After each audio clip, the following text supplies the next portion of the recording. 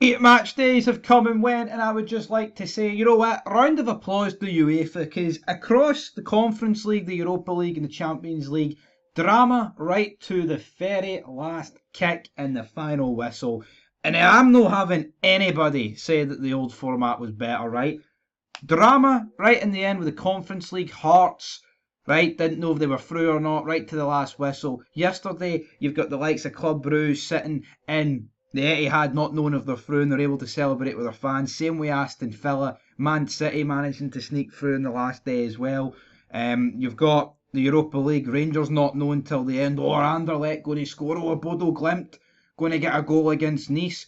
Three competitions with loads of drama. See, in the past, man, you've had literally going into the final games of the competitions, match day 6 back in the day, that's the old format we remember, where I thought just most like 75% of the groups were wrapped up, man. Teams couldn't do anything. Now, yeah, obviously this week we did have teams like Liverpool basically fielding their youth team because they were already through, right? And there's teams that were out long ago, but I think for the most part, these 8 match days and this new league system has worked. And the only people that saying it hasn't worked are teams or supporters whose teams have been shafted by the draw. And I think that's it. But without further ado, let's get stuck straight in to the Champions League. Wednesdays, not quite as good as Thursdays, but we have to talk about them nonetheless. Sporting drew 1 each with Bologna. PSV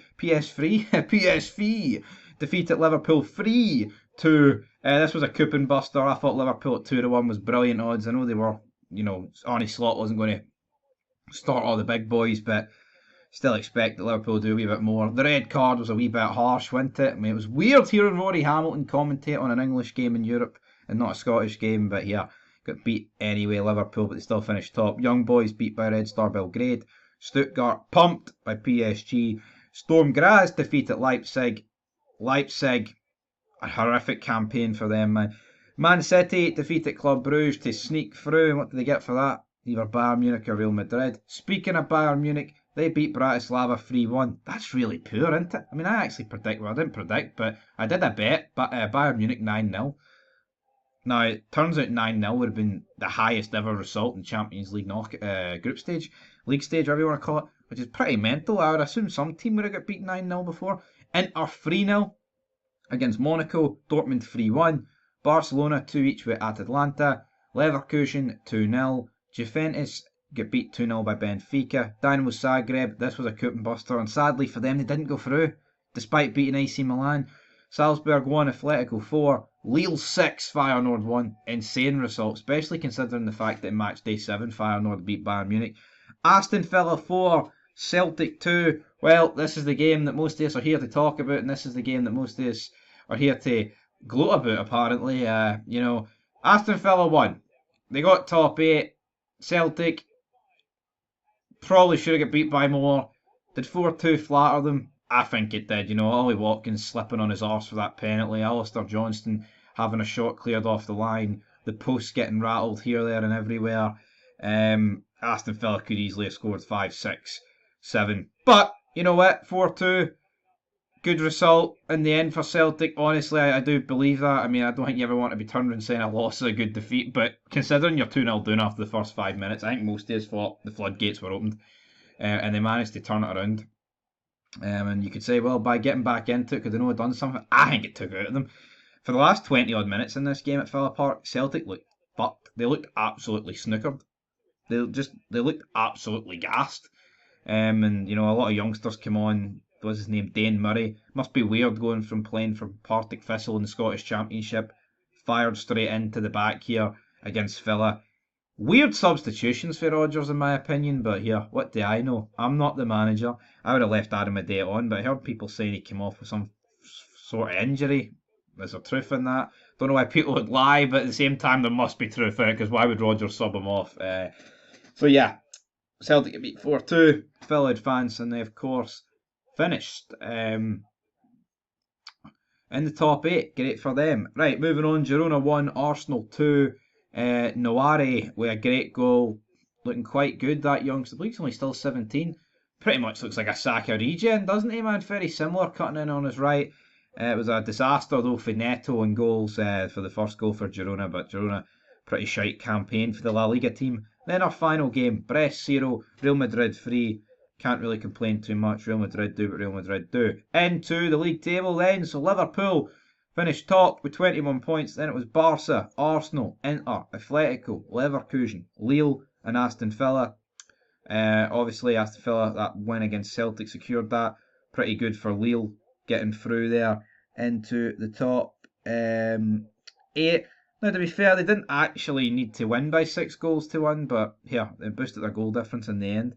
You've also got the likes of, like I said, Atletico and Leverkusen, and if Celtic do advance, they will be taking on one of those two teams. Moving in though to the top 9th to 16th, we have got Atalanta, Dortmund, Real Madrid, Bayern Munich, AC Milan, PSV, PSG, and Benfica. And what's actually interesting about this is actually the fact that you can play teams from your own nation. I believe as early as the quarterfinals. I heard them talking about that after the Europa League games tonight. So apparently Juventus can play AC Milan or Inter Milan in the quarters, so obviously that'll bode for all the other nations. I think that's the correct decision, man. I don't think you should have to be, the same national teams can't take on each other. Same teams for the same nation, sorry, let's get that out there, can't take each other on. I think they should be able to take each other on in the last 16. You want to know why? Because the top nations, right, are, like the top 5 leagues get more spots. I think it's unfair on the lesser teams that for example, like you look at like in Champions League here, you've got like Celtic, who's not in the top 5 leagues, like Feyenoord, Club Brugge, Sporting Lisbon. Why is it fair that they've got a higher chance of taking on the better teams of the top 5 leagues because they're not allowed to play each other? I think the likes of City, well maybe not City because the rest of English teams went through in the top 8, but I think the likes of Juventus should have to play Milan, and the likes of Bayern Munich should have to play Dortmund. I think that's the correct decision. And another reason why I think the new format works. But obviously Celtic, pretty good, finishing above Man City. Let's be honest though. See, when this draw was made, we all expected Celtic to finish in the top 24. Well, we did. We both predicted it. Still a good campaign. Miles better than the last couple, actually getting through. And then obviously at the bottom here, you've got Young Boys, Bratislava, etc., etc., etc. So yeah, but if you look at it, I mean, so who did Celtic face again? Young Boys, Bratislava, Leipzig. So 3 at the 5 teams. Well, no, Celtic played 3 at the 5 bottom teams. They also played Zagreb, who finished 25th. So Celtic played 4 teams that got eliminated. They also played Club Brugge, who finished below them.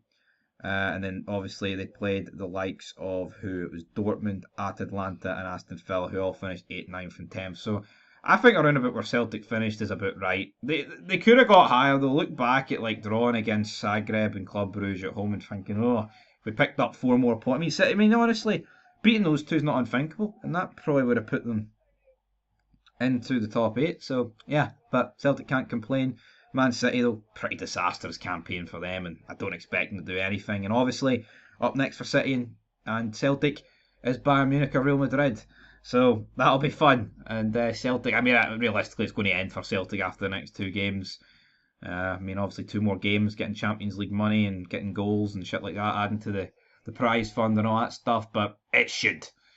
I would be flabbergasted. I would honestly be borderline flabbergasted if City and Celtic, if any of them went through, because City are doing a hole. But let's go into the greatest night of the week then, shall we? Thursday. Roma 2, Frankfurt 0. Why are we kicking off with Frankfurt, guys?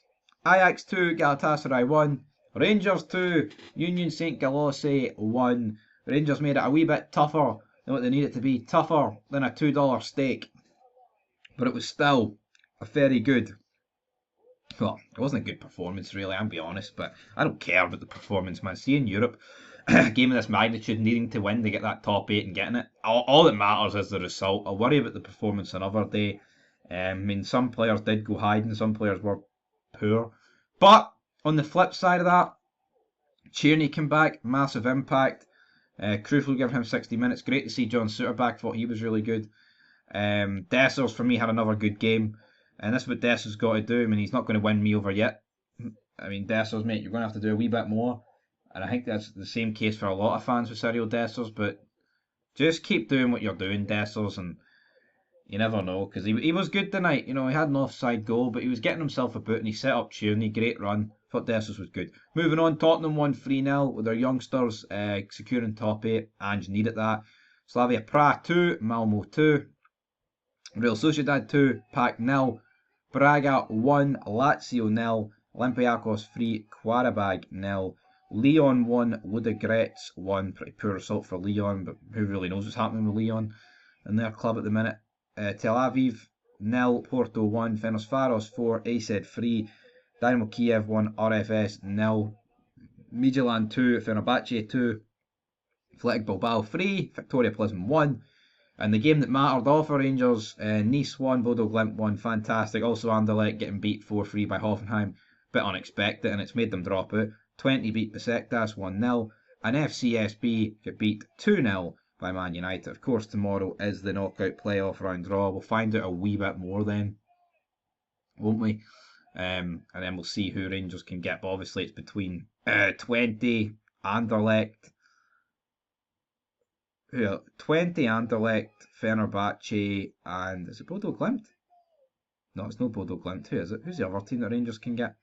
It's absolutely eluding me. Can I recognise them? I don't. I think it is Bodo Glimt, you know.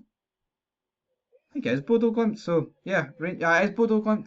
Fancy Rangers against any of them, to be honest. Quarterfinals on the cards, and as you can see, here is the final position. Rangers, you know what, 4 wins, 2 draws, 2 away from home.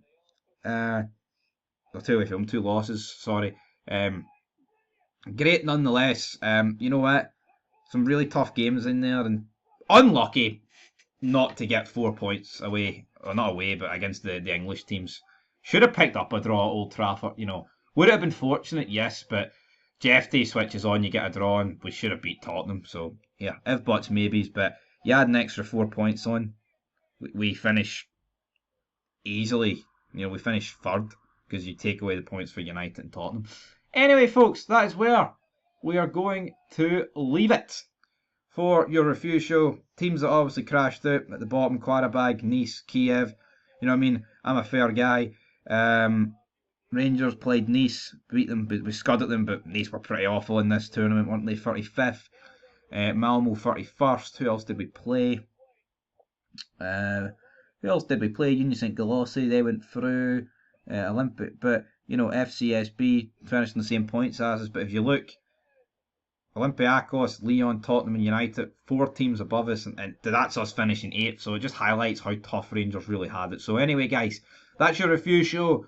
Back soon, fans react, the Mora, whatever. Also, there'll be a video about the draws, because they haven't really made it awful lot clear. I think tomorrow is when we find out if Celtic get Madrid or Bayern, so it'll be one of the two.